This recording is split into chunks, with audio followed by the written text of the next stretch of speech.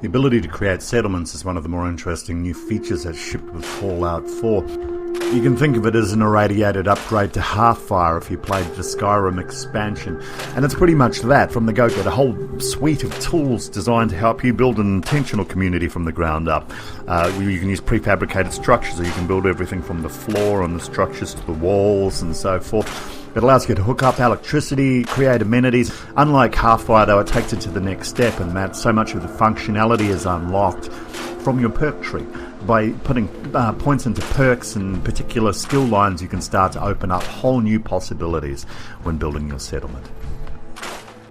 You'll find your first workshop as soon as you cross the first bridge, just on from where your house is still standing, right at the beginning of the game. But look, for the purpose of this exercise, I'm going to use the Starlight Drive, and it's a little further down southeast. It's bigger. It's just a bigger area. It's larger tracts of flat land, and there's water, which I'm assuming is going to be important to a settlement later on in the game. And just taking a look around, you'll see all these car wrecks down here. There's an old derelict building. There's a community of mole rats living here, so in order for me to be able to build in this part of town, I'm going to have to kill these mole rats off, and that will immediately unlock workshop functionality. So rest in peace, mole rats. I've also done a sweep of the area, and I've found a couple of mines that have been sitting. I've disarmed those or intentionally exploded them, any other IUDs, and this is just a good rule of thumb for any area that's hostile when you first move in. Now, what I'm doing now is I'm going to go through and I'm going to start clearing. So I'm finding car wrecks and I'm scrapping them, which is building up a pool of resources of metal, of steel. Also the trees, any trees around here too, I'm knocking those down, and that becomes timber, that becomes wood sitting in my inventory. I'm going through and I'm also pulling down old fences, pretty much anything that isn't functional, like a device that's got some sort of circuitry component to it, which in this area is nothing.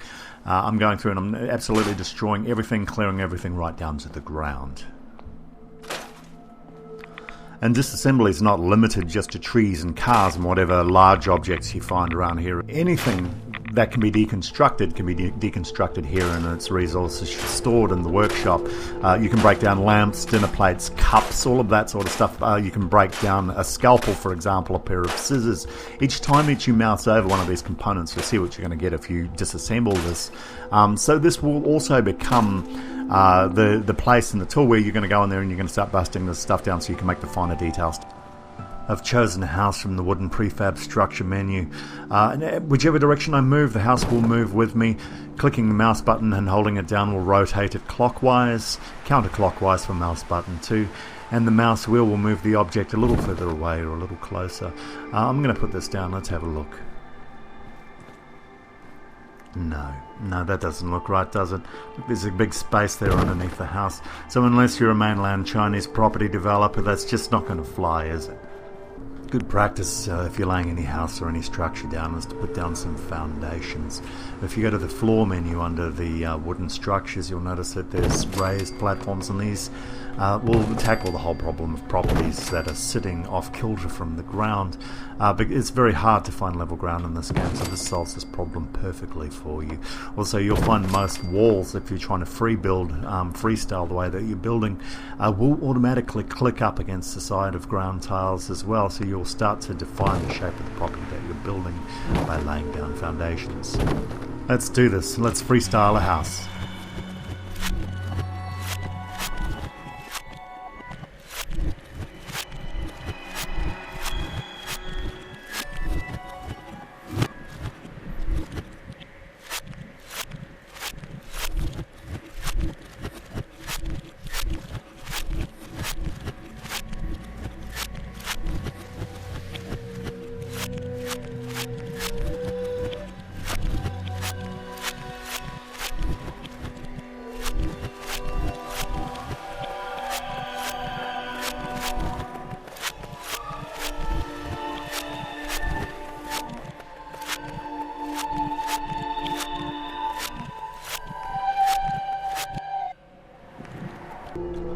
Now, one of your earliest goals is going to be getting a beacon up, and this way you can attract settlers to the community that you're building right now, and these settlers can start doing key jobs and getting things flowing along.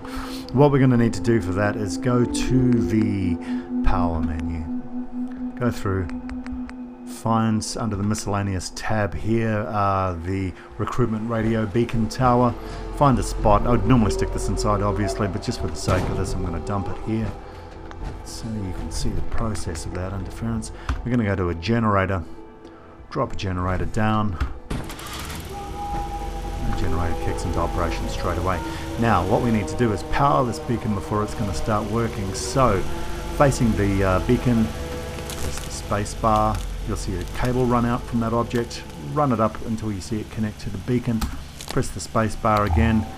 Et voila, we have power. And that beacon's good to go once we shell out of this menu and activate. There we go, we're in business. That's on. Now we've got light bulbs inside, but they haven't lit up, so obviously we need to run power into this building.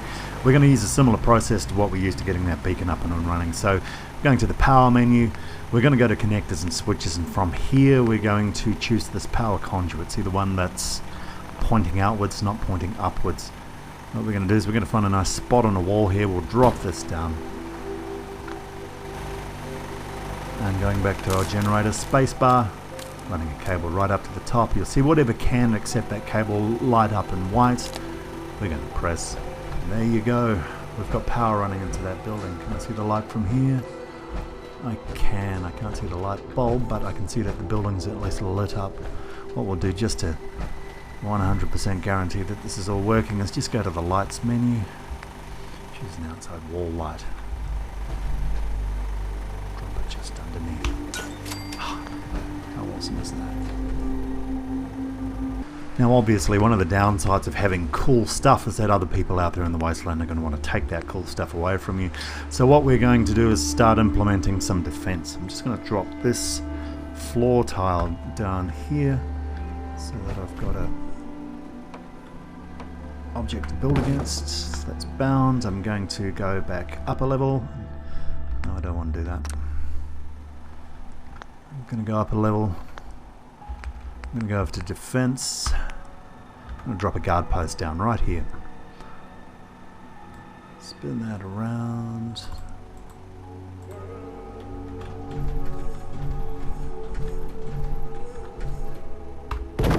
Drop it. What we're going to do is we're going to get one of our settlers who's currently jobless and not contributing to our community to get his raggedy ass up there and start keeping an eye out for baddies. Before we do, let's just clean this up. I'll take that away.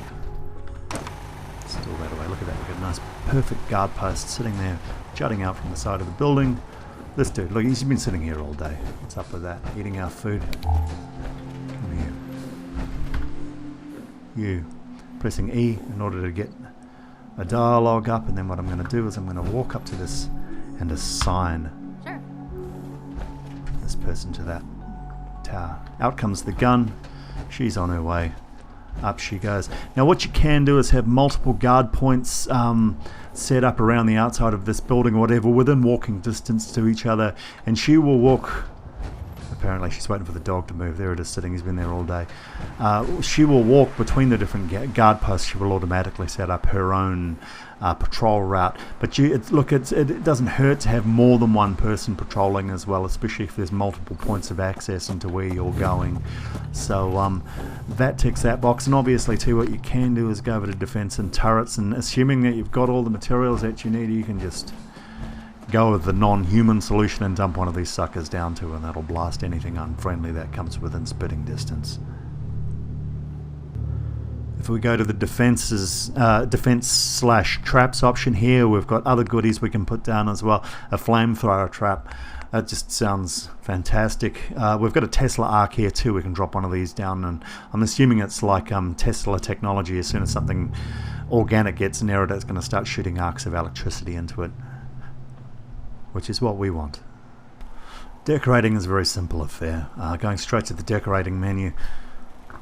Just incidentally, you probably noticed by now that if you have an object lit up and you hit the tab key, it's going to ask you straight away if you want to stick that in inventory, which 99.100% of the time you don't want to do. So just point off somewhere where you haven't got anything selected. And here you notice you've got floor coverings, you've got wall decorations, and you've got miscellaneous stuff that doesn't really make a lot of sense to have a lot around without power. Obviously just select the object, find a part where it lights up, drop it down. It doesn't have to be exactly where you want it straight away, but once it's there you can start moving it around. Now you can also start placing things from the Wasteland as well, and if you've played other games where you've tried to do this, it's often been a meticulous, fiddly affair where you've tried to pick it up and drop it just the right way so it lands on its butt. In Fallout 4, face the object. We've got this desk fan we found somewhere in a camp not too far from here. Hit the action or the E key and it will immediately go bolt upright into a position where you can start to deploy that sucker and use it in the way that you want to. Rotate it just like we would rotate any other object. This way, a little bit more. There we go, and press E, and it's bound. There we go, look at that. Home away from home.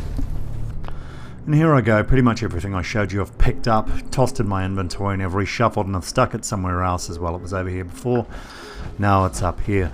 I'm moving closer towards something that I'd call a final build here, and the whole design paradigm is to take advantage of the structure that was already here for elevation and for cover.